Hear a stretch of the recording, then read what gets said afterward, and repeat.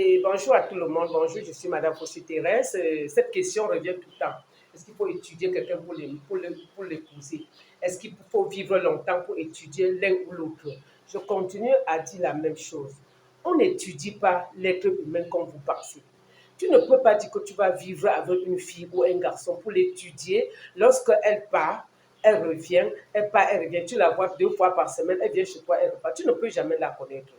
Je veux vous dire, pour connaître une personne, il y a aussi un peu de sacrifice. Ça veut dire que quoi? Tu dois d'abord accepter l'épouser. Parce que la personne que tu veux épouser, que tu veux étudier là, elle aussi veut t'étudier. Et pendant que vous vous étudiez, chacun cache ses griffes. Personne ne dit la vérité. Parce que moi, je suis à la conquête d'un mari. Toi, tu es à la conquête d'une femme. Maintenant, comment tu penses que je peux te montrer mes griffes? Non, je dois me cacher.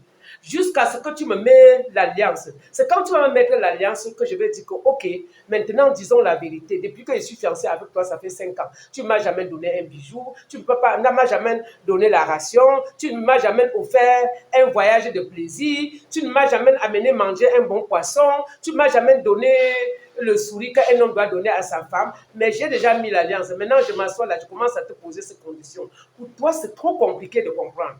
C'est trop difficile de comprendre. Donc, ça veut dire tout simplement que quoi? Quand vous voulez vous marier, engagez-vous pour le mariage. On n'étudie pas un humain. Vous pouvez faire 10 ans de mariage, l'homme ou la femme, il sort la carte que tu ne t'attendais pas. Vous pouvez aussi bien vous aimer pendant que vous vivez sur le toit. Une personne domine sur l'autre. Il domine, l'autre supporte, il domine. Jusqu'à un jour, maintenant, celui-là sort ses griffes comme ça. Il dit que, ok, tu as dominé sur moi pendant 10 ans. Vous êtes sur le toit, même avec les enfants. Toi, peut-être l'homme ou la femme, tu dominais parce que l'autre ne savait pas où aller. Parce qu'en général, dans le couple, il y a toujours une personne qui ne sait pas où aller. Il y a une personne qui domine sur l'autre, il la mate, il la tape, il menace, il menace. Bon, peut-être la femme aussi n'a pas d'autres endroits où il va partir. Ça arrive souvent chez les femmes. Il dit aussi que, bon, si je commence à sortir, je vais faire comment? Elle supporte, elle supporte, elle supporte. Tu la menaces, elle supporte. Elle a déjà 3, 4 enfants chez toi. Maintenant, après 10 ans, 15 ans, elle te regarde maintenant dans les yeux et dit que, bon, voilà la charge. On fait comment maintenant?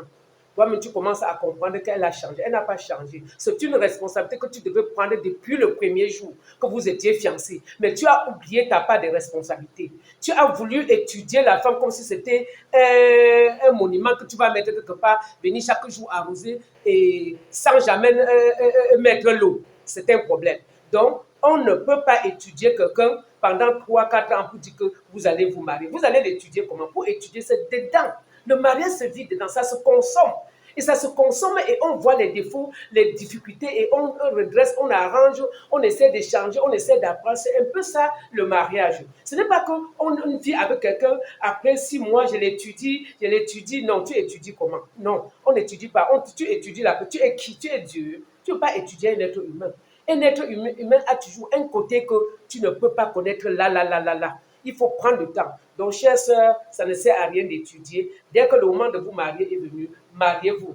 Prenez votre engagement et mariez-vous. Vous arrivez en dedans, vous allez vous connaître et vous allez vous supporter et vous allez vivre en paix.